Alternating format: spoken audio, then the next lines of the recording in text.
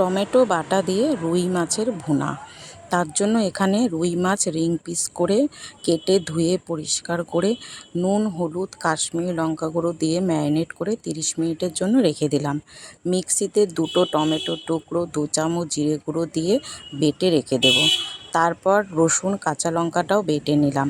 কড়াতে সাদা তেল গরম করে মাছগুলোকে লালচে করে ভেজে তুলে রাখবো। মাছগুলোকে আমি দুবারে ভেজে তুলে নিলাম। এবার ওই তেলের মধ্যে 2টো পেঁয়াজ কুচি দিয়ে একটু নেড়ে চেড়ে পেঁয়াজটা হালকা বাদামি করে ভেজে নেব।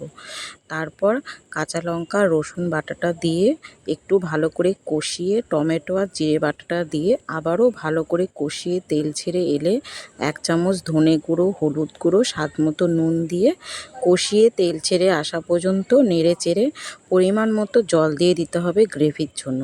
ঝোল ফুটে উঠলে ভাজা মাছ দিয়ে ভালো করে নেড়ে চেড়ে নামানোর আগে কয়েকটা চেরা কাঁচা লঙ্কা দিয়ে প্রয়োজন মতো গ্রেভি রেখে নামিয়ে নিলেই রেডি হয়ে গেল আমাদের টমেটো বাটা দিয়ে রুই মাছের ভুনা। দেখতে যেমন সুন্দর হয়েছে, খেতেও কিন্তু দুর্দান্ত হয়েছিল। ভিডিওটি কেমন লাগলো অবশ্যই জানাবে, আর ভিডিও ভালো লাগলে পেজটা সাবস্ক্রাইব করে পাশে থেকো। ধন্যবাদ।